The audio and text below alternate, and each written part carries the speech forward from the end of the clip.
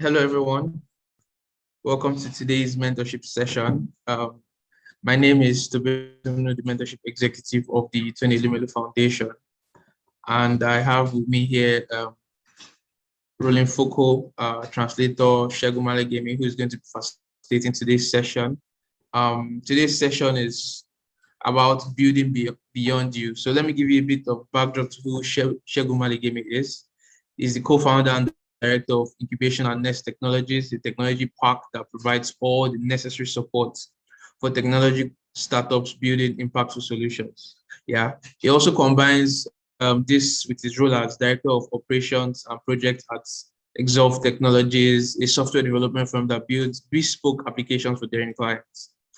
With the BSc in engineering physics from the OAU Ileife University in Western Nigeria, and MSc in Innovation and Technology Management from Bath University. He has a senior leadership experience vital to any organization that takes impact and innovation seriously. As he spent the first 10 years of his career delivering products and services to customers in 14 countries across Africa, whilst being directly responsible for over $75 million in sales revenue. He has also attended like so many conferences with several IT, sales and marketing certifications under his belt. So today we have a very experienced individual going to be taking you on today's mentorship session. And as usual, the attendance sheet is attached to the link. I'll also drop it in the comment section. So for everyone who is going to be joining, be able to fill the attendance sheet and also give the feedback. So without taking too much time, I'll hand over now to Segun Malegemi. Thank you. Segun, please. Oh, before that, sorry, Foucault, can you please translate everything I've said for our French viewers? Thank you. Ok, bonjour une fois de plus pour cette deuxième session de Masterclass de mentorat de la QV 2021. Donc déjà hier, nous avons eu à travailler. On a eu une session sur le réseautage. Nous sommes très satisfaits de la forte participation pour cette session. Donc aujourd'hui, avec Segun, on aura une autre session qui va nous amener dans un autre aspect de la gestion de votre entreprise.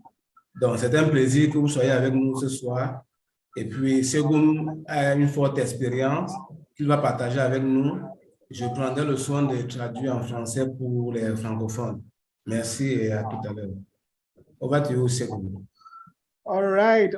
Thank you very much, Foucault. Thank you very much, Subena. Wherever you are, good morning, good afternoon, good evening.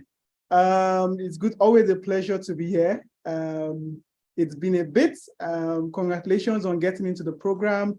I'm sure for everybody that is on this program, I'm sure you've done a lot of work. You've sacrificed time. You've been able to build something that, or rather prepare or make a submission on something that makes a lot of sense to the foundation. And you've been selected. But this is where the journey starts. This is where the journey begins, right? For many of us here. The topic for today is building beyond you. When I thought about it, when they asked me that, okay, let's have this masterclass, I thought about my own journey. I thought about the decisions I've made, and I promise you it's going to be very, very engaging. I just want you to walk with me. The good thing is that I have Foucault here to slow me down because I have to pause, right? I have him to slow me down, and so we'll be able to get the best of it. I'm hoping that somebody, whoever is there, you have your pen and your pencil or your writing pad beside you. I tell people this: if you come to a session with me, do not listen to what I say. Think about what you do and begin to ask yourself, how does what I say affect what you do?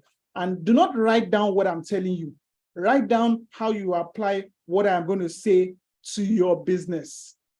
I think that's more important to me than anything else. So if I'm talking for 1 hour and within you're able to listen for 10 minutes and pick up some major points that you can apply directly to your business, that is more important to me. And that's what I'm hoping you would do.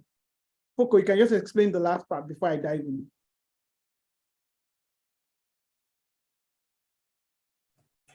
OK, thank you, Segun. Donc, aujourd'hui, avec Segun, nous allons échanger sur construire au-delà de vous. Donc, il va partager son expérience sur comment vous pouvez vous surpasser afin que votre entreprise soit une entreprise gagnante. Parce que ce qui est important, c'est l'individu. Ça, vous devez le savoir, vous devez être des leaders.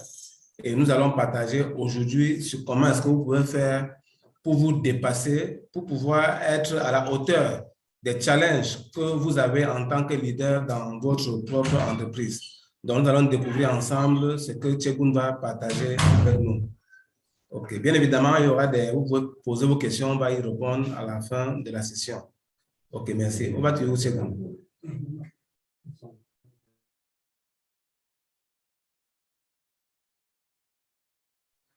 Please, your mic is mute, please. Okay, thank you very much. Okay, so very quickly, because of time, I'm going to ask a very quick question. I can see the live chats. I want to ask for those that are joining us, can you just quickly, let me just say I have an idea of who is in the room. You can talk about what sector you are in and what country you're dialing in from. It's very, very exciting. Tell me, oh, I am this, I run XY company in this country, and this is what I do, very quickly, because I want to be able to relate what I say to what you do. So just go ahead with that. And let me just jump right in while I wait for your messages. So topic, building beyond you, right? I'll start with this, all ideas. So you are here, you have a business. Some of you are started, you started releasing products. Some of you have started servicing customers. Some of you, you were already in business before you joined the TEF family. Some of you, you just had the idea and you're here, right? And it makes a lot of sense. You've gone through some sessions, you've been able to talk to a couple of customers. It makes sense to you, right? But guess what? I'm very sure that most of you are on this journey, not because you want to make money for 1 week. Some of you want to set up companies that will run for 6 months, 1 year, 2 years. Some of you want to be able to retire and the business is bringing revenue, is generating revenue for you. You're making so much money from it afterwards. How do you make that work? How does it happen? Topic today is what? Building beyond you. Now, most of what you take, and this is for those who read a lot, most of what you take out from is from one of the guy I look. In fact, when I started a business, his book changed a lot, right? It was a book from James Collins, and Built to Last. And when I looked at the book, it changed a lot of business. And I'll start with this, right? When I joined TEF, the idea I had, and I really must say thank you to TEF Foundation, because they said this then. They said, it's not about what happens here, it's about what you learn from it and how you apply it to business. I joined TEF, I registered a company. The idea at that point was who they owe. What was the concept? A lot of people needed money for various reasons and they couldn't get it. Why? Because a lot of other people had gone on to what? To collect money and they didn't pay back. So the entire lending ecosystem was a mess. And I'm sure it's not just in my country where I'm from. I'm sure it applies in your company. All this, we have a lot of micro lending company coming up and their books are in red. A lot of people are defaulting on loans. And I was like, how do I, and this was early, right? I said, how do I build a system that reduces this? A lot of people need money. And my vision was like, the vision then was that for everybody that needs money, they should be able to access it and get a loan when they need it, especially if they are good people. And so I started on this journey. I built a business plan. Thanks to the equity, the funds from TEF, I basically employed a lot of people. We built a fantastic product. We launched into the market. We had a couple of interesting customers. Our use case scenario was what it was. We delivered on the promise. But guess what? When I sat back and I looked at the business, I realized this. I realized that the business could only run for as long as I was in the business. But I had learned something from that book and I took a pause.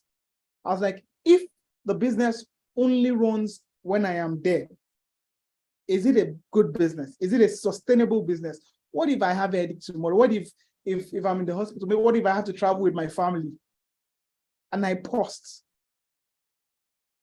Many years after, a couple of businesses have also set up around the idea I had then. Some of them raised a lot of money. Some of them raised $200,000. Some of them raised $500,000, which meant that the business made sense in its objective and in being able to monetize. But all these people, right, most of them have pivoted. Most of them have shut down because why? It wasn't a sustainable business, even when they were running it themselves. How much more if they had found out how to pull back? But I saw it in advance. And thanks to encouragement from TEF, the funds I had, because I even raised a little money, the funds I had, I used it to set up, I invested in a different business that today, if I'm away for 3 months, if I'm away for 1 year, the business is able to continuously serve the customers. And it's become a sustainable business. How did that happen? Within this call, I'm going to share you some principles that will help you build that business. And I think that's more important to most of you on this call, right? You have a business, you had just yesterday, you had a call about networking for business growth. Some of you are going to grow the business, but what are the pillars? What do you need to know to ensure that the business doesn't just sustain, doesn't just make money, doesn't just sustain itself, but also outlives you? Foko, do you want to go in before I dive into this? OK, thank you, Segun. Donc, avant de commencer, Segun a demandé si vous pouvez vous présenter, vous êtes de quel pays et quelles sont vos activités. Ce serait intéressant pour qu'il sache comment interagir pendant sa formation. OK, sa formation va donc consister à un partage sur comment se construire au-delà de vous. Donc, comment faire pour vraiment se dépasser dans le cadre de son business. Et pour introduire, il a essayé de planter le décor en disant que lui-même, il est un jeune entrepreneur et il sait que beaucoup de vous, entrepreneurs, avant d'arriver à la fondation, vous avez déjà eu à faire des affaires en d'autres lieux, vous avez déjà eu à faire des programmes. Mais il dit le programme de Tony est vraiment particulier parce que c'est ce programme qui a permis de faire qu'il se réveille. Parce que pour lui, faire le business, c'était juste se lancer.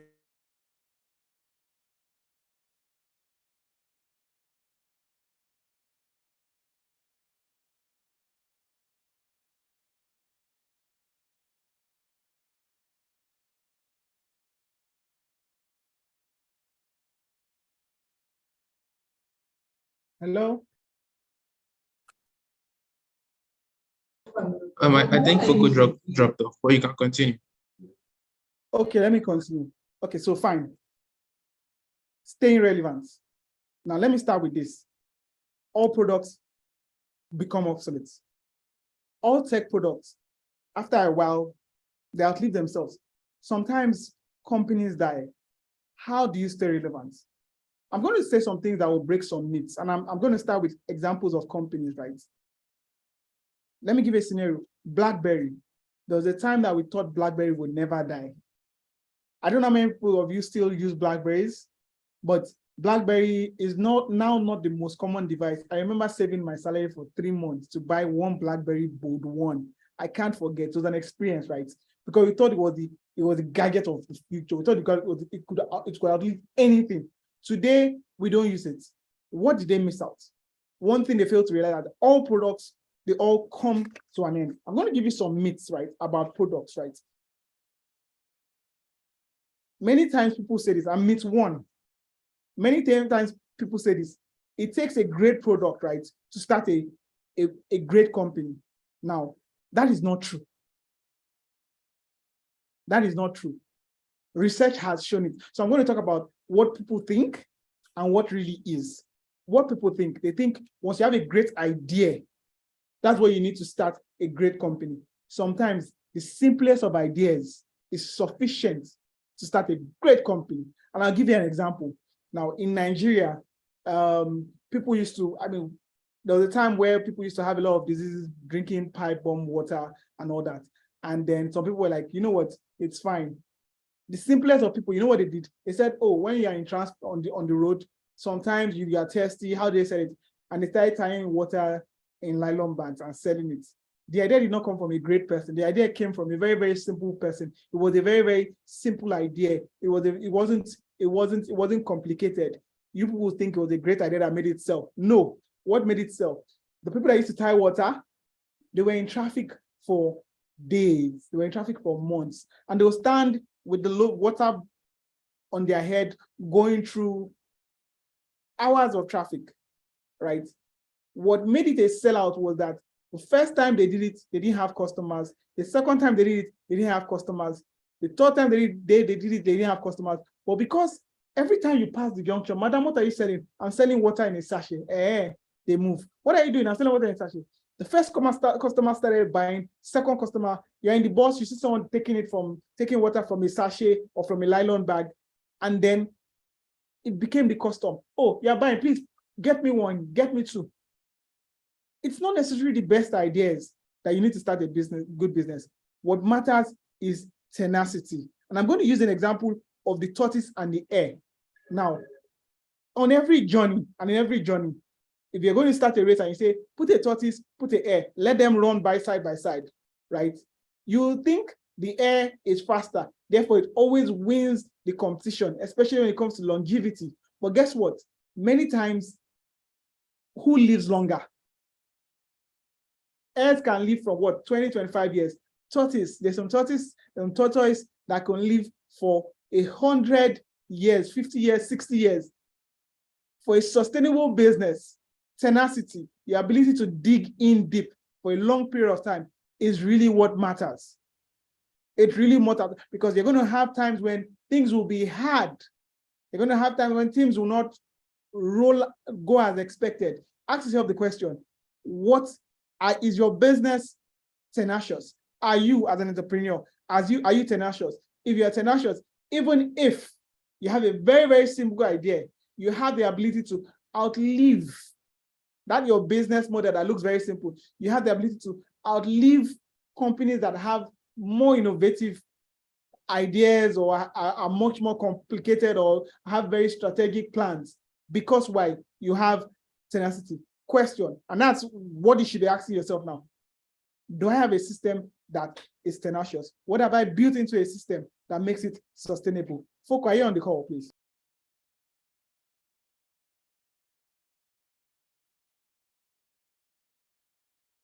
Folk, are you on the call, or should I just go on?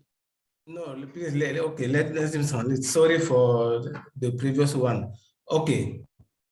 Donc, comme je disais tout à l'heure, Segun essayait de planter au décor afin de nous faire comprendre que le business tient compte de l'homme, quelle que soit la diversité qu'on a. Donc, la première valeur qu'il présente à l'instant, il essaie de rappeler quelque chose que une entreprise, ce n'est pas forcément d'avoir une grosse idée. Une entreprise, ce n'est pas forcément d'avoir un bon produit. Il dit non, ce n'est pas ça. Une entreprise, c'est un peu de tout ça, mais il faudrait surtout que lorsqu'on est à la tête d'une entreprise, qu'on pense à la pérennisation de l'entreprise. Une entreprise doit être pérenne, une entreprise doit être bâtie sur un système qui permet d'aller au-delà de vous. Ça veut dire que en dehors de votre présence, en dehors de votre personnalité, en dehors de votre... Donc, vous ne devez pas être indispensable dans votre entreprise parce que l'entreprise doit être posée sur un système qui ne dépend pas ni d'un individu, ni même de son promoteur, ni du chef d'entreprise. Donc, c'est pour ça qu'il parle de, par exemple, la ténacité. Vous devez être tenace en affaires. Les affaires, c'est le fait de pouvoir manager tout un ensemble de choses de l'écosystème qui permettent à ce que l'écosystème, par contre, puisse comprendre quels sont les codes que vous renvoyez. Par exemple, il prend l'exemple, si vous vendez de l'eau en sachet, c'est toujours intéressant de vendre un sachet, 2 sachets, 3 sachets et que les gens viennent acheter régulièrement. Mais votre entreprise ne sera pérenne et durable que si, en fin de compte, vous réussissez à mettre en place un système sur lequel votre entreprise s'appuie. Donc, pour résumer, retenez que ce n'est pas forcément la grosse idée, ce n'est pas forcément le bon produit, mais c'est un système qui ne dépend pas d'un individu. Voilà une valeur pour laquelle vous devez battre afin que votre entreprise soit durable. OK, over to you, Segun. Thank you very much. So first myth and first action. Second myth and second action. Now, most of you are your CEOs. You are the head of your companies, right? And many times, you guys, you think that I have to be inspirational. I have to be at the forefront of everything. I have to be the face of the company. I have to be everywhere. I have to be charismatic. If I'm not charismatic, I cannot build a system that will outlive me. I have to be strong. I have to be an Obama. Now, research has shown that the strongest companies, right, the most sustainable companies, the companies that outlive themselves, outlive the founders, right? Many times, it's not about the charisma of the founder. It's more about their ability to build people. So the longest living companies are team builders. And so as you're thinking of your role, as you're thinking about your business, ask yourself, are you the inspirational guy? Are you the guy that gets everything done? Or are you the guy that is building a team that would outlive you? Foco, I'm taking it shorter so that we can just push it to them. So Foco, over to you. Okay, thank you. Okay. Donc, il dit, la plupart des temps, nous sommes les directeurs généraux de notre entreprise, nous sommes les gérants de notre entreprise, nous sommes les leaders et les chefs d'entreprise. Il dit, le plus important, ce n'est pas vraiment ça lorsqu'on veut qu'une entreprise soit pérenne. Donc, on peut être aussi fort que Barack Obama, on peut être un grand leader, mais le plus important, c'est l'équipe. Donc, il insiste sur une chose, lorsqu'on est une entreprise, pour qu'elle soit pérenne, on doit bâtir une équipe. On doit avoir une équipe et cette équipe doit être une équipe multidimensionnelle et pluridimensionnelle. Donc, l'entreprise ne doit pas être bâtie uniquement sur un seul individu qui est fort, qui est beau, qui est visionnaire. Non. Une entreprise est pérenne parce que son leader a réussi à constituer une équipe de personnes avec qui il peut travailler. Thank you. Fantastic. Fantastic. Next myth. Next thing you should be careful about so you don't jump into a pitfall when you're building a business that outlives you. Now, many people think that to make that company that outlives you, you should focus on the comforts. You should focus on, and let me say this, and I'm going to whisper it. Disclaimer, these things are important, but we're now talking, again, I'm being called here to talk about building a business that outlives you, right? So I'm going to tell you the truth. Yes, these things are important, so do not neglect it, right? Many times people say, for me to have a company that will last, it must be a very stable structure. Everybody is nice to everybody. Everybody's polite. There's proper interpersonal relationship. We all vibe. We all think alike. There is staff welfare is the most important thing to us. You come into the office, there's tea, it's comfortable. Many times, and this bosses my mind personally. Many times, the companies that outlive founders are the companies where it's chaotic. There's always fire on the mountain. They're always trying. And I can imagine the Nigerians on this call, they are shouting, that's the life we live in Nigeria. Every day, there's almost always fire on the mountain. We're always trying to solve problems. You're not in a bad place. You can actually have a business that outlives you, but the chaos should be managed, right? Many times, they find out that the companies that outlive everybody, right, outlive founders, are companies where the people are very, very, sometimes chaotic in their operations. They're always trying to solve one problem. They're always trying to innovate. But more importantly, in the chaos, they are listening and they are learning. So the companies that are listening the most and are able to use it in the chaos are the companies that outlive their founders. Folk, over to you. Oui, donc le troisième mythe qu'il essaie de partager, apprentissage, ok. Il nous dit, le plus important dans une entreprise qui va durer, dans une entreprise durable, ce n'est pas le confort, ce n'est pas la stabilité, ce n'est pas la bonne ambiance au sein de l'entreprise, ce n'est pas le fait que le staff, tout se passe bien et que tout est ok. Non, c'est pas ça. Ce n'est pas la bonne ambiance au sein de l'entreprise. Il dit le plus important dans une entreprise, c'est l'écoute. L'écoute et l'apprentissage. Donc, un bon leader, un bon chef d'entreprise, un bon créateur d'entreprise, c'est quelqu'un qui doit mettre au sein de son entreprise un système d'écoute et d'apprentissage. So, I just thought some of this. Now, I don't know how many of you are Nigerians And I'll use 1, 2, or 3 companies, one local, some international. PiggyVest we know today, right? PiggyVest is one of the fastest growing startups we have in Nigeria, right? Customer base grew from almost 0 to something. PiggyVest was a very simple idea.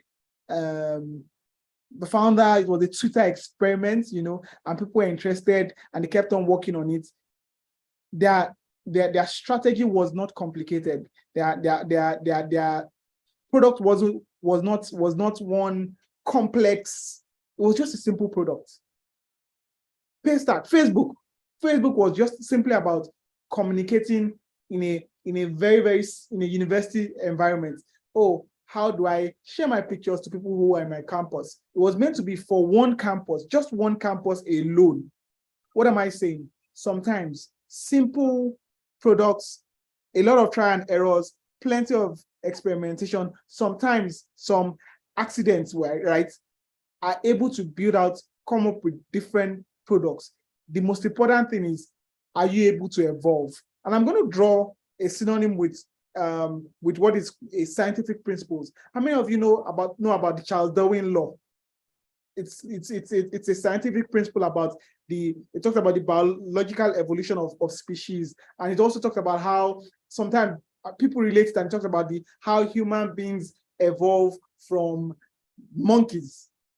A lot of scientists say we evolved from monkeys, and we kept on over time. We kept on changing based on our needs, based on our environment, based on social interaction, till we became man. And man is considered to be the most intelligent biological being on the face of the planet, right? But it didn't start one day. It started from continuous experimentation. Something that was a simple species have become something very, very complicated, so that we dominate the planet today.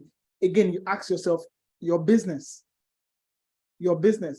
that makes so much sense, do you have it at the back of your mind? And is the culture and the environment such that you know that your products, your customers, your market, your location could and should evolve? Focus. Over to you, please. OK. Donc, le prochain principe, c'est la simplicité de l'idée, la simplicité du produit. Il a pris l'exemple d'une société nigériane qui était basée sur un produit vraiment simple, et très simple même. Il dit, dans une entreprise, le produit doit être quelque chose de simple qui résout aussi des besoins basiques d'une certaine clientèle bien identifiée. Et il prend l'exemple de Facebook. Facebook est parti juste sur un besoin de communication dans une université. Ce n'est pas parce qu'aujourd'hui Facebook est dans le monde. C'était d'abord un besoin de communication entre les étudiants dans une université. Aussi simple que ça, mais aujourd'hui, cela a envahi le monde. Donc, d'où l'importance pour vous de savoir que votre entreprise, pour qu'elle soit durable, doit être bâtie sur une idée simple, sur un produit simple, à une condition, c'est que ça doit être évolutif. Et il prend l'exemple de la race humaine.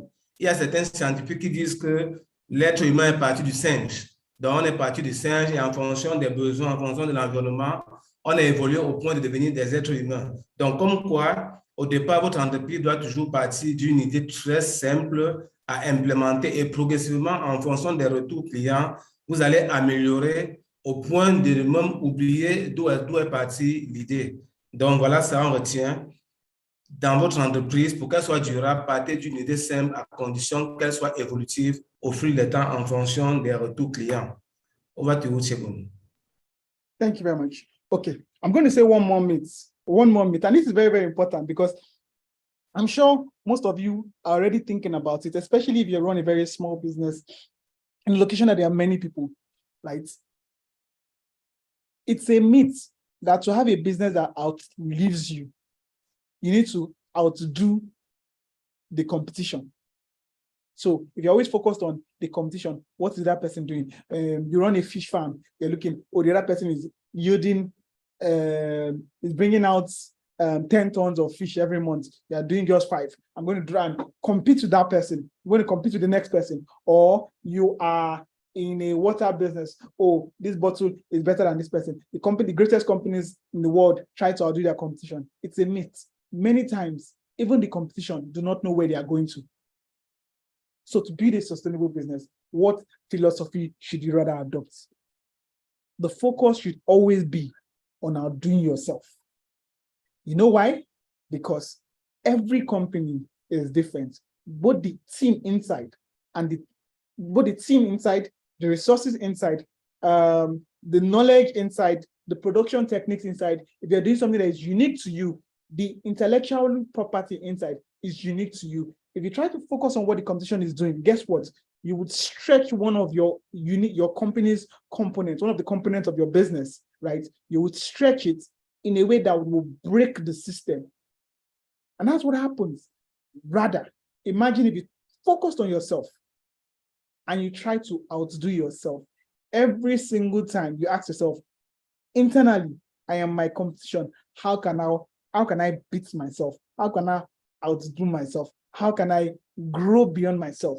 If the philosophy in your organization is as a result of you competing against yourself every time, you have a better capacity, or rather, you are better poised to outlive just you, the founder. Because why? You are continuously improving. In Japan, it's called Kaizen, continuous improvements, right? Where every single time you improve a process, you improve a team, you improve your financials, you improve your location, you improve your service to your customer, you improve your ability to take feedback from your customers, you improve your entire structure. Great companies that outlive themselves focus on themselves and try to outdo themselves rather than focusing on competition. Okay, over to you, please. Okay, very good one, Chegun. Thank you. Ok, donc le prochain mythe, c'est le mythe de la concurrence. Chegun insiste sur une chose, c'est que vous devez, donc, ou bien les gens ont l'impression, la plupart du temps, qu'il faut toujours être en train de guetter les concurrents, en train de regarder, en train de se morfondre. Voilà, ils ont produit 10 tonnes, nous on produit juste 3 tonnes, et puis on commence à se plaindre, on commence à être mal à l'aise. Non, il dit c'est un mythe, quand en réalité, les entreprises pérennes, les entreprises durables, les entreprises qui mettent long sont des entreprises où on se concentre sur soi-même. C'est-à-dire que l'entreprise, vu qu'elle a un produit unique, elle doit travailler et être aveugle par rapport à la concurrence. L'entreprise doit se construire soi-même en se bâtissant, en tenant compte de son système, en tenant compte de son environnement, en tenant compte des retours clients. Parce que quoi, il se dit souvent que ce n'est pas la peine de comparer votre intérieur avec l'extérieur de quelqu'un d'autre. Parce que ce que vous voyez des gens, c'est ce qu'ils ont bien voulu vous montrer. Comme quoi, c'est leur extérieur. Alors, vous ne pouvez pas partir, vous morfondre par rapport à ce que vous êtes, alors que ce n'est que l'extérieur des autres que vous voyez. Il prend l'exemple du Japon où ils ont parlé de la méthode Kaizen. Le Kaizen qui est une amélioration constante. Comme quoi, il recommande ne tenez pas trop compte de la concurrence, restez concentré, focus vraiment sur votre système, sur vous-même, afin de bâtir votre entreprise, elle sera durable. Over to you. Thank you very much. Now we're making progress. I've talked about myths, I've talked about facts, and I've given you about 3 or 4, 5 points. I'm sure some of you are thinking, this is a mental shift thing. Yes, it's very important. Now I'm going to move on to the next thing, right? Question is, and this is based on who I know is on this call. I'm looking at the people here. I can see, for example, Jide Moyo, you're in Nigeria, you're a machine designer, you're a fabricator. I see somebody who says they're into hair creams. I see somebody who says, Comfort says you're into oil and natural body products. Friday, you say you're in beauty and fashion business. A lot of you are doing very, very small businesses, right? But that's not the goal of TERF. The goal of TERF is to help you to build a business that is big, right? That is big and it keeps on growing. In 2019, 2020, at the Nest, we did a very, very quick research, right? We took a poll, we went out, we spoke to quite a number of people, and we're asking them, how does your business run? What's happening? What are the greatest challenges? How do you build? And we did for those who just started and they crashed and burnt out. We looked at businesses which kept on growing, and we asked them, what do you have in place? And we came up with a framework, and this is the framework by which we encourage every SMEs, right? And I call them the pillars of building a sustainable business. That's what I personally call them. And this is very important to you. Now, you're running your business. I'm going to mention 6 things that your business has to have in place, right? Which will help you outgrow or grow very quickly and sustain your operations. And they are 1. First of all, I'm going to mention all of them, and I'm going to do a deep dive into each one of them one by one. Number 1, every business, no matter how small, no matter how big, must have a value proposition and business strategy. And when you talk about value proposition, you're talking about what are you offering? To who are you offering it? How are you offering it to them? When do you offer it to them? Where do you reach them? Value proposition and business strategy. Number 2, pillar for building a sustainable business that outlives you. First of all, you need to ask yourself, who do you have with you? And I'm talking about your people. What is the culture of your startup? It might just be you. It might be you and that young lady. It might be 3 of you or 4 of you. But guess what?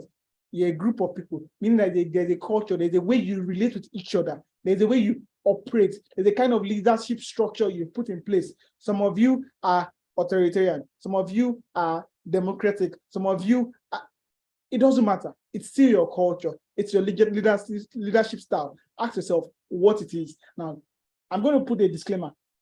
There is no perfect way to set up your leadership structure that is better than the next person, but there is knowing what it is and how it affects your business. Take note of that. Number 3 pillar, what is your financial management and compliance structure?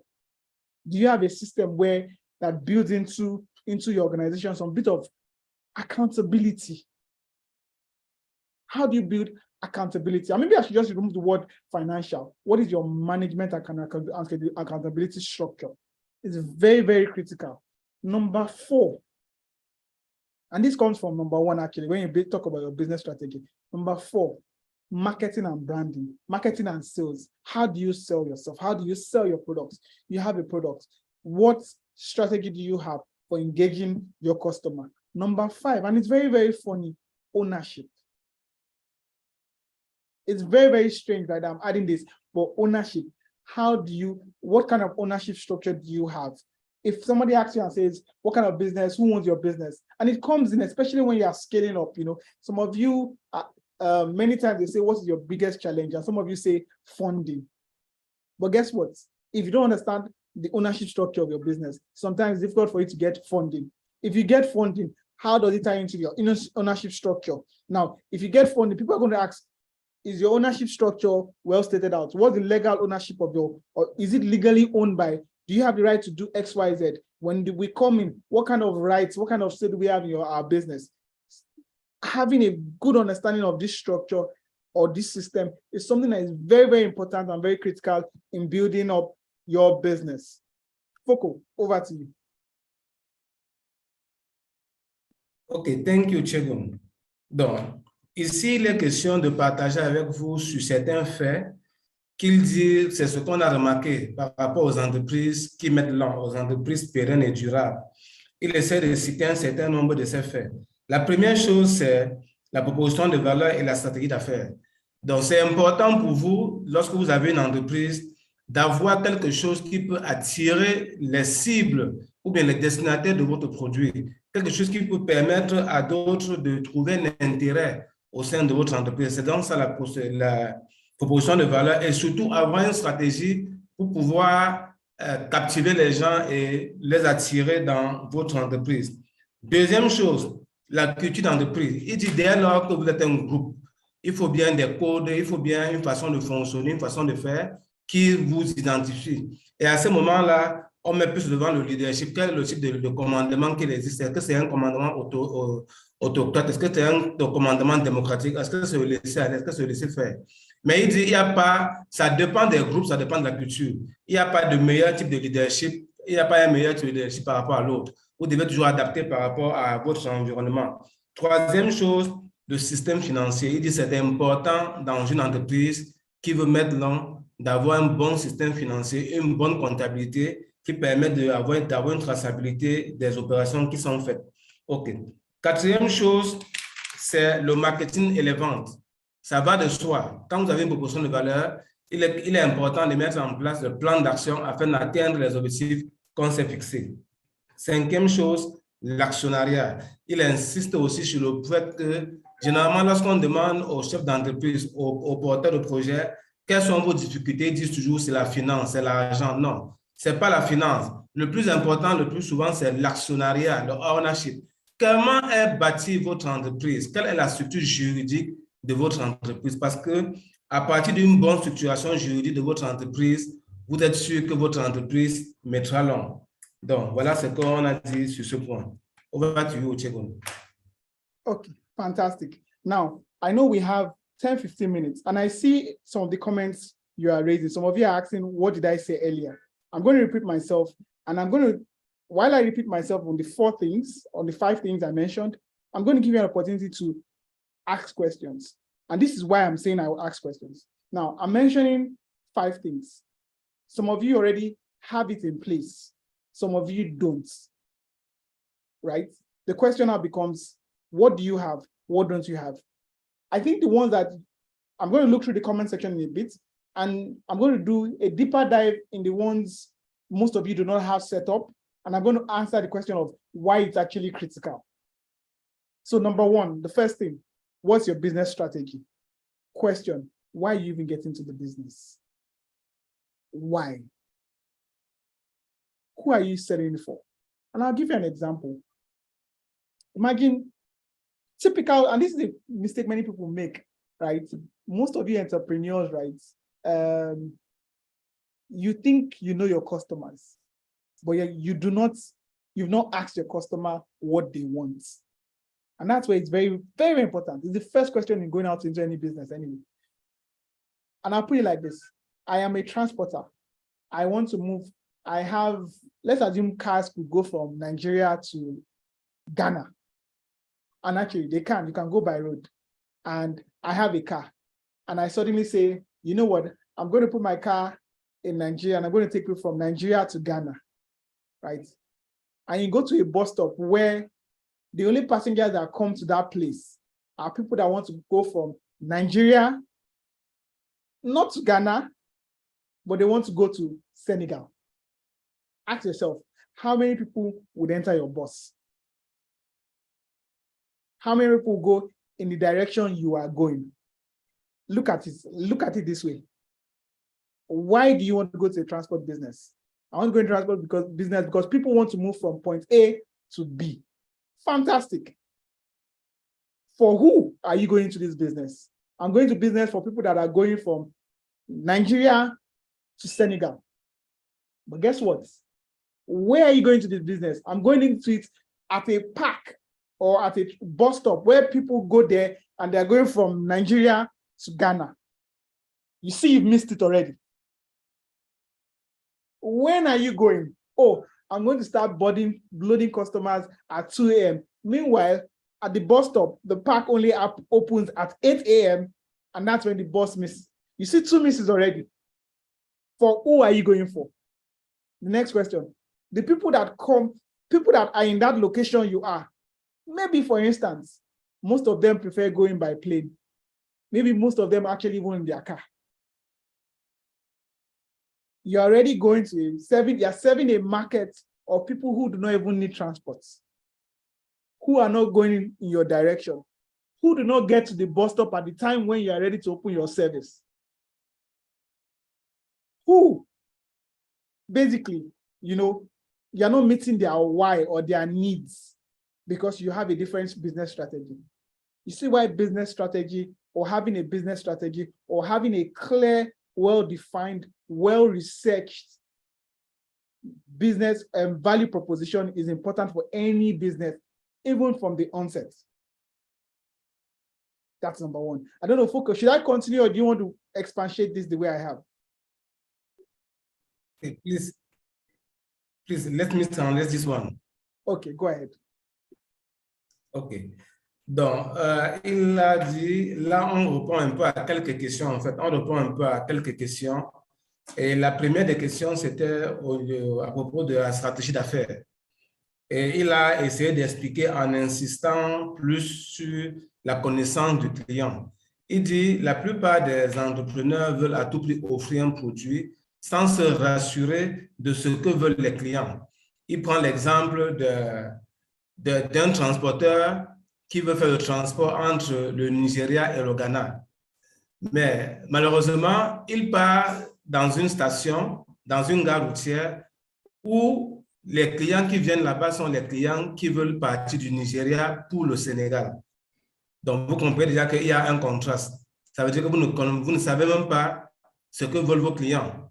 Donc, c'est ça le problème. Et dans ces détails, il explique aussi que même au niveau des heures, vous ouvrez à 1 heure ou... Non, il dit finalement, même quand vous décidez, OK, nous voulons transporter les gens du Nigeria pour le Sénégal, puisque dans cette gare routière, la plupart des clients vont au Sénégal. Il se passe que même votre heure n'est pas bonne, dans la mesure où vous dites par exemple, nous on va ouvrir nos services à 14 heures, alors que la gare routière ouvre dès 8 heures et que peut-être autour de midi, il n'y a plus de passagers. Donc, comme quoi, c'est important de connaître ses clients, de connaître ce que les clients veulent afin d'adapter le produit. OK, Shogun, can continue. Okay, fantastic. The second one is financial management and compliance. And I'm going to define financial management the way I see it. I know all of you see financial management and as being able to just write out your expenses, your income, and drawing up a schedule of it or having it ready for your accountant and your auditors. But guess what? Look at it this way and from this definition. Financial management, right, is a business function that deals with investing the available financial resources in a way that gives the greatest business success and return on investments. I don't know if you got that. Let me say that again. Financial management is an important part or important function for any business owner that actually deals with how you invest your available resources to ensure that you have a greater chance of business success and so that your return on investment is achieved. What are the components of this really? A, how do you decide what you spend per day and per time? Sometimes, and I'll give an instance. TEF, I don't know, maybe they've given you money or they will give you money. The first thing many people do, and this is important for having a sustainable business, being able to make the right decisions and make the right choices. The first thing some people do is that, let's say assume that TEF gives me 50 million or they give me 30 million. You say, I need to go and reach my customers. I stay in, maybe you're in Lagos. I mean, if you're in Lagos, you know where Ikoyi is. I stay in Sulere, for example. I need to go to Ikoyi because that's where my customers are. To be able to move from Lagos, from Sulere to Ikoyi, I need a car that is befitting the company, because the company customers would look at my car. My customers look at my car and decide how best to invest in me. And then you have 30 million and you go and use 25 million to buy a car, which is good. It's a business decision. You didn't embezzle the money. You used the money because you thought it was the right decision. It was the proper decision. But is it the right decision to make at that time? Because if you use so much money to buy a car, when you get the job, where will you find funds to implement? For example, a fisherman, and you say, well, I'm a fisherman, the business is catching fish, therefore I need to have boats. But I have only 30 million, and to buy a boat is 25 million, and I go and use the other 25 million to buy a boat. You ask yourself, was that the best financial decision to make at that point in time? What if you thought, rather than buying a boat, I go to hire a boat? What if you said, rather than buying a car, I go to get a car hire service I can use for the first 6 months, and you negotiate a plan? You know what you do? You remove spending 25 million naira on buying a car. You reduce that to 1 million naira. You know what you have? You have 24 million naira to grow other components of your business. And I'm talking about car. Some of you make the same problems. You make the same poor decisions because, for example, you say, oh, I knew of somebody that had a certain amount of money. They got a big loan, massive loan, and they wanted to go into rice production. And they leased almost 10,000 hectares of land. They built a rice mill It was fantastic. I think the governor came in to launch it, or it was a fantastic project. We could see where the money was spent. But guess what? When it was time to farm, the real farming itself, they had run out of fund. And they couldn't get money anywhere. They were, for a year plus, there was no operations, they could do nothing. Guess what? They said, oh, well, we have the rice mill, let people come and mill. But guess what? The cost of transporting people's rice outputs to the mill to be able to mill it was so much. So people were like, we'll come. They didn't have enough money to run the business. Today, they are struggling to find money for the major operation, the basic core of their business. They are looking for money for it because they made very poor financial decisions. And that's what many people make. And that is a pillar. That is, in fact, that is one of the single most important skill sets any business owner must make, to be able to make the right financial decisions per time that ensures that their business operations are sustained.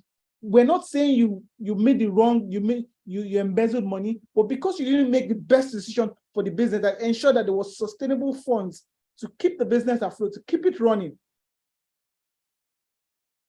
you kill the entire business that could actually outlive you. Folk, over to you, please.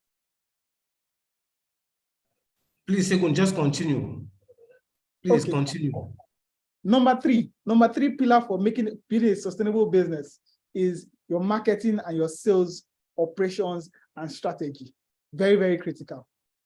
What are you known for? What do people know you for? What do people see you as? Do people see you as the go-to person? Do people see you as that person that they should buy from? Human beings are social animals. They are moved by how they see a certain brand many times. For example, till today, if you carry, and this is for the common in Nigeria, people don't say noodles, people say Indomie, because Indomie had a very fantastic brand identity and they targeted the right audience. As that when they came out, they were targeting younger people. Guess what? These younger people have become adults and they are still buying Indomie. If you carry a child to the market, she's telling her mommy, I want Indomie. The mother is saying, but there is this other noodles. They're like, no, it's Indomie I want. Because what? They've been able to build a fantastic brand. They've been able to set up a fantastic marketing structure that is in the face of the right audience. And I'm going to say this once.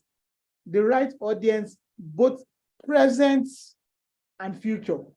Both now, the right audience. And that's what many people make, the mistake some people make, right? You build a business and you think about now. Who's going to buy my product? Now. The best businesses target customers for today and tomorrow in anticipation. The best businesses. Number two, how do you now sell it? What are the operations? I've just thought about the operations around selling it. So you've thought about the marketing. Now the actual selling. What are your price points, right? How do you price it? For example, if some of you that have gone to Europe, if you've gone to Europe, the stores, and it's becoming commonplace in Nigeria, you see, people say, you go to the store, you see a water bottle or something, and they tell you, buy it $5.75. Or they say $6.30, or they say €6.34, or they don't tell you 7. There's no difference between 6 and 7, no. But guess what? Mentally, they've been able to build a price strategy that gets to the psychology of their customers and make their customers buy their products, even though it's almost the same thing. And so your pricing point, which is part of your sales strategy, have you looked at it? Have you looked at it? But, and I keep on saying this because that's the essence of this business, this entire conversation, right? I want you to build a business that outlives you. How have you positioned your business, your price points that makes it interesting for you both now and tomorrow? And I was going to mention a particular brand, and because I'm on live and this is available for people in several countries, I cannot mention the brand name. But there are many, and maybe it happens in your country. There are several companies today that get into business and they sell their products less than the cost to them. So they're making a loss because they want to kill competition, grow their sales, and then increase their pricing when they have monopoly. Again, it's People might have their own thoughts around business etiquette, right? But guess what? They're interested in building a business that grows quickly and that dominates the market and that outlives them so that they can retire on time. Have you asked yourself, how are you dealing with this? How are you dealing with this? Number 4, your people, your culture, your leadership style. I know I spoke a bit more about this earlier on. You ask yourself, what is the culture of your organization? First of all, you even ask yourself, what's the culture of the business you are going into? Is it a black tie kind of company, right? Is it a t-shirt kind of company? Is it a manual business? Is it a technical business? What kind of business are you getting into? And then what kind of leadership strategy, what kind of leadership is needed for that business, both current and future? You ask yourself, your people, how do you engage them? How do you communicate with them? How do they want to be communicated with, right? Then you now start saying the culture of the organization. When somebody comes to the organization, what do they see your company as? How do they see your company? People tell me that when they come to the nest, it's like the melting point. They come to the nest and there's always everything they need, starting to building a sustainable business. They have it there. So there are lawyers here, there are this, there. What we do is that we make it the environment so that everybody is allowed to share their ideas. Again, maybe because it's an incubation hub, but guess what? Everybody's sharing their ideas. And because of that, there's always something happening. And people come because guess what? There's a lot of versatility. There's a versatile amount of knowledge available at the hub. But that is the business we run. That is the culture needed in some kind of business. In the army, for instance, the culture of the army is different because guess what? What they're involved in requires a different leadership style, requires a different set of people, and requires a different culture. Ask yourself, to sustain this business beyond me, what kind of culture do I need to build? And how am I building it? And number 5, right? Or number 6, this accountability, ownership structure. What kind of accountability structure do you have in place? And this is very, very critical. Many of you, your business, you own and you run your business. You are the sole owner. And the day you decide that, oh, I'm tired, I don't want to do anything, I want to fold my hands, I need to sleep. That day, all your customers, they come to your store, they come to your shop, and it's locked. Because why? You are the alpha, you are the omega, you are the king of your business. You decide when and how you run your business. Setting in place a structure for accountability might be the difference between you having a business that meets your customers' needs, a business that surpasses the needs of your customers, and a business that actually outlives you. What kind of structure do you have around ownership, around accountability? And then it now ties into funding, because guess what? The more you can prove that you're accountable, the more people are happy to give you money. Yes, okay, Foko is on the lines, off the line, so I will just continue and straight up. We're talking about building businesses that outlive you. We're talking about building businesses that, the right structures for building a sustainable business that would service the customers, grow in terms of scale, and outlive you. I've mentioned them, and I'm hoping most of you are taking notes of these things. I'll just end with one story, and it's from a book again. Sorry, I like books because I'm just nerdy like that. I read a book once, and it was Who Moved My Cheese? And the author was talking about how some mice got stuck. Some mice got stuck in this warehouse. And permit me to paraphrase, because I don't have permission, right?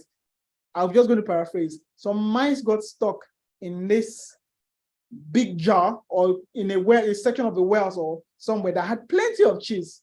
And they kept on eating day after day after day, and they were getting fatter. I'm paraphrasing, but the point will still be very clear when I'm done.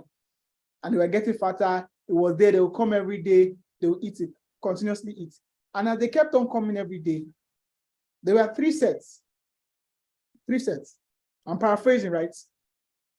One set we are fine with it and would go and come every day. The other set, right, were maybe not fine with it because they were like, what happens when this thing finishes? And they went in search of new sources of food. The third set got there, were not fine with it, but they did nothing about it. As my own story, because I've paraphrased it, ends. The first set that kept on going and we are fine with it. After a while, the cheese kept on reducing, but more importantly, it kept on getting bad because it was the same source. And of course, when you keep it over time, moths start coming to it. After a while, it was bad cheese. But because they were fine with it, right, they didn't notice it till it was too late. And they could do nothing about it. You say, let's leave it. The second set, right, who were worried about it, but did nothing about it, were even in a more precarious situation. Because guess what? Their worry killed them even faster than the cheese got bad. They grew weary, they got paralyzed, they did nothing about it. And guess what? They are even their own cheese. The cheese, they died even before the cheese got bad. Now the third set, those who had the cheese, they knew where to find it, but they were going in search of new markets, right? In search of new sources of cheese. They moved out, they went to new locations, and guess what? They found not just cheese, they found other things. They found apples, they found other fruits, new source of food. You ask yourself, to build a sustainable business, what are you doing now? What are you doing now to ensure that you are always ahead of the game? And to always stay ahead of the game, you need to do something now. Four things I would mention. One, you need four things I'll mention that will help you stay ahead of that game. Four things I'll mention that make your organization be like that wise mice or those wise set of mice that had to go out is you always have to listen. You always have to listen to your customers. You always have to listen to your team. You always have to listen to what government is doing. You always have to listen to just listening, a culture of listening. Number two, you always have to know to move. Move. Do not get paralyzed by challenges. Do not get paralyzed by success. Yes, do not get paralyzed by success. Move. Always move. If you feel you've listened, you've heard something, you feel that something is moving in a direction, start building momentum to move. Number three, learn that you always need to evolve. When you moved, you found something that looks interesting, learn to evolve as a business. Learn to evolve. I know people talk about this 80-20 rule, and it's actually true, where 80% of your revenue comes from 20% of your business, right? And so people sometimes, like the minds that had the cheese and they were not worried and they kept on focusing on the cheese that went bad. Many times some businesses just focus on that big 80%. Guess what? As a smart business owner that wants to build something that outlives you, you need to ask yourself, even though this 80% is there, I'm going to start investing in something that can give me my new source of 80%, or that 20%, I'm going to dig deep and find out what's that new value that I can unlock that will make it a growing revenue. And guess what? That 80% could actually be 80% in terms of quantity, but could actually now start diminishing and become 20%. And that new source of business you found now grows and becomes a new 80% for you. But guess what? If you don't have a system that evolves, you cannot actually find that new 80%. And number four, grow. Always have the mentality that you have to grow. Do not get comfortable. Do not get complacent. Do not let go of your guard. Keep on growing as a business. And I'm assuring you that unlike many big brands we know, that your small SME, that small company you're running, could become that big business of tomorrow that people look up to and aspire to become like. Thank you very much for joining me on this TED Talk, or not TED Talk, TED Talk. If you have any questions, I am very happy to answer them now. You could drop them in the chat. I'm sure, Sobena, you're going to help me look at the questions. And if you can pick one or two, and I'm very, very happy to answer them. Thank you very much. And I hope you had a great time listening to me.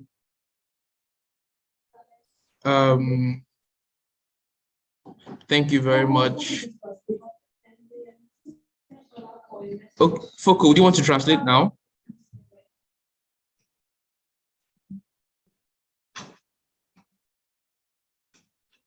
Okay, Foko is not here. So if you have any questions, you can please drop them in the comment section, and I would be reading them out to Mr. Shegun here to answer them. So first off, there's a question here. It says, if Nest Technologies was your idea, how did you choose a co-founder? And what advice do you have for an entrepreneur looking to acquire a co-founder or partner? That's a very, very serious question. Full disclosure, Nest idea, the Nest Hub was not my idea. I was found as a partner. What's the best way to find a good partner? You see, business is more intimate than marriage, right? Business, getting a co-founder is a marriage. You need to ask yourself, can I work with this person? And it's a very, very deep question, right? Can I work with this person, right? It's not about people being the same thing. No, it's not about being the same kind of person. It's not about the same kind of person. And I'm saying that again and again. It's about having the person that, I mean, when you want to marry, it's not the person that says yes, yes, every time you get married to. It's the person that when you're together, you're happy. When you're together, you want to do better. When you're together, the person is able to add value to the conversation. It's with the person that you actually trust. It's with the person that both of you know where you're going to. Like, you know, this is the end goal. Because many times, and I'll say this about the people at the Nest, there are 4 people that provide some bit of leadership at the Nest. Each one of us, we have very different persons, and we have very different personalities. Sometimes, and many times, we do not agree. But guess what? We have the same vision, the same goal of where we want to take the Nest, what we believe the Nest could be. I mean, we know that we want to add value to society. That one is sure. We know we want to impact our generation. We're sure. We know we want to help founders grow their business. It is sure. So regardless of whoever is in a meeting or on whatever table, whenever we are there, we say, okay, what do the people that come to the Nest, what do they want? And many times the decisions we come to agree on are based on that particular vision we have, that particular response we have that would affect the people that come to the Nest, which is because we have the same vision. If you're going into bed with someone whose objective is to make money, and your own is to give to society free of charge, you already know you're going to clash. But if it's sure that both of you, and it's fine to want to make money, right? Many businesses are in need to make money. I want to make money. If that is the goal, you find out many times when you take those decisions that will help the business make money. But the question is, what do you do with the money? Again, those are where disputes comes, right? If you make money, what happens? Do you want to share the money, or do you want to invest the money so you can make more money? Let me not deviate from the question. How do you pick the partner? I think you pick a partner that you have shared visions, you have shared understanding of where the business is going, you trust each other, right? Again, I'll say this, one thing I've learned is when you're seeking a co-founder, you don't always have to say we are co-founders from the beginning. What you could do is you could work together on the task, work together on mini projects, work together on business deals. And you say, but that is the entire business. No, guess what? It is just one business transaction. It is just one business opportunity. When you start becoming co-founder, you're talking about a 5-year, 10-year, 15-year journey. So if you spend 6 months getting to know each other, getting to understand each other's work ethics, belief systems, principles, reactions in various situations. It's not too much. It is what's the investment. If you find out it doesn't work for you, you part ways. But if it works for you, guess what? You saved yourself a lot of headache that you could have faced in the next 5-7 years. So it's a very good question. It's a very, very major decision to make. It's something that should be carefully done, and you just have to ask the right questions, and I'm sure you'll be fine. I hope that answers your question. Thank you very much. Okay, Shegun, the next question says from Sabrina Domingue, what is the best leadership approach according to your experience? Am I the best person to ask that question? What is the best leadership? So I am a people person, right? I believe in people. In fact, somebody just dragged me today that, okay, nowadays, people are not loyal. I think my response personally to me is, well, I'm not just building for myself, I'm building for society. I'm building for the next person that even employs the person that has worked with me. I tell people that work with me, if you work with me and you go to the next organization and somebody has not given you 3 or 4 times your salary, you didn't try. You didn't try. It means you didn't learn from me. Because when you join me, I'm giving you responsibilities that stretch you. You're going to cry, you're going to be sad, you're going to be happy. You're going to say this is too much. But many times when the journey is over, you become much better than you started. What is the best leadership for people in my organization is, in my own setting, is the case of I do a lot of, and how does it work for me? Because this is my personal goal. I do a lot of micromanaging in the early stages, and then I disappear. I allow them take over, and I do very little micromanaging onset. That's a management strategy I have adopted. Management strategy depends on the vision, on your objective, personal objectives as a leader, and organizational objectives. Some organizations require a lot of micromanaging. In my position, because I'm building, again, I have almost the same mindset as our founder, growing great men, right? And so that affects my leadership structure or my leadership strategy. In your case, and I'm not answering your question directly, right? I think you should ask yourself, the people in the sector I work with, the successful ones, what kind of leadership strategy do they adopt? And I think that's the one you should adopt for yourself. Thank you very much.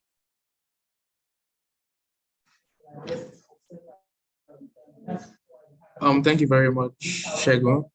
And also another question. I have known that big input expenses are covered in the first year in cases of having funds. So how do I grow if I don't cover the big costs in the beginning? Can you ask that question again, please? I think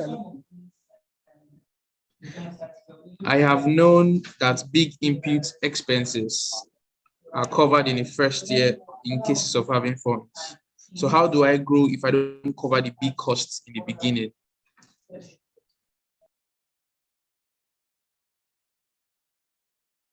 Okay, good question. How do you survive if you don't cover the big costs in the beginning?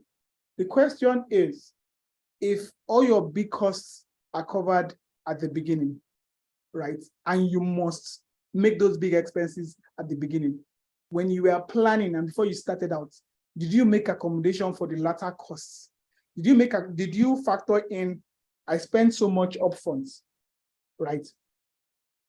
Before I sell to my first customer, it will take me 6 months.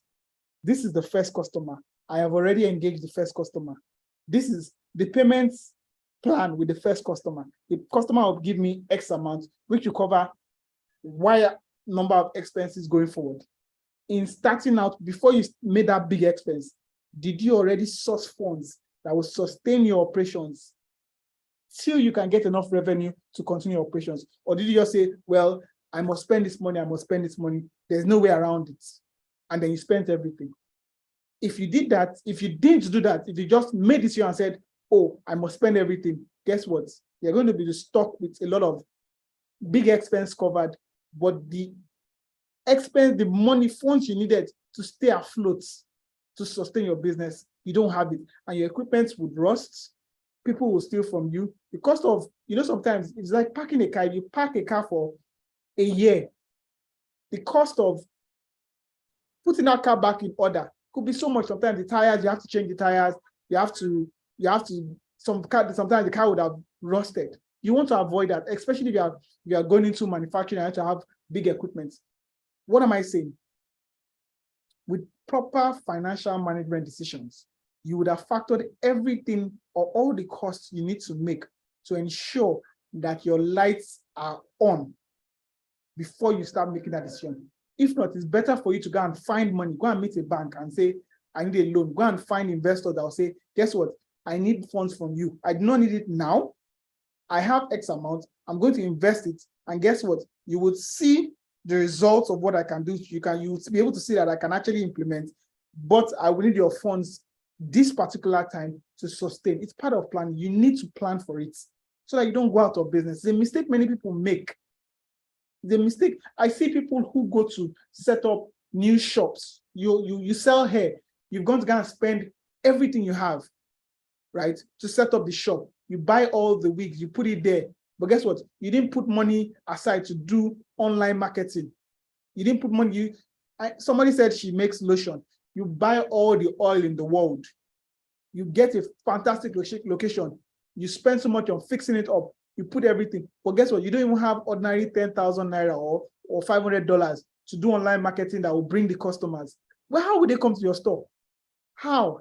There are so many people that are doing the business. Your ability to win customers is your ability to be in the faces of the right audience at the right time, via the right channels, and this sometimes costs money. So you need to plan it properly. Back to you. I think I've answered that question effectively. Thank you very much. And sorry, there's one last one here. It said you said you mentioned 6 pillars and you mentioned only 5. I don't think you got the 6th one. Okay. Just help me mention all of them. So I'll say the 6 of them, right? 1, 2, 3, 4, 5. Yes, I have 6. Number 1, your business strategy, your how, your why, your when, your where, your to who, right? Number 2, financial management. Number 3, branding, marketing, and sales. Number 4, ownership and accountability. Number 5, your legal structure. And I'm sure, I know Tef is very big on legal.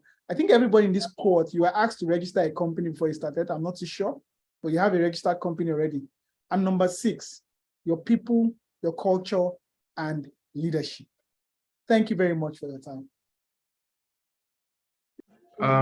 Thank you very much, Shegun, and we're very grateful. And so once again, we have come to the end of today's session. And I want to use this opportunity to thank Mr. Shegun for gracing us with his presence and his time as well. So thank you very much, Mr. Shegun. I know you're in a hurry because you have other engagements. So yeah, thank you very much. Also to everyone, there's also the attendance and survey link in the description box. Please make sure you fill. I would leave the Zoom session on for about 5 minutes because we've come to the end of today's session. However, to enable fill the survey link, I'll just leave the Zoom, the YouTube meeting on for 5 minutes before I close. Thank you very much. Thank you also to everyone who's been able to attend this session. It's been very wonderful and very insightful, as someone said in the comment section. Thank you very much to everyone, and have a lovely evening. Thank you very much. Thank you. All the best. Thank you very much for having me.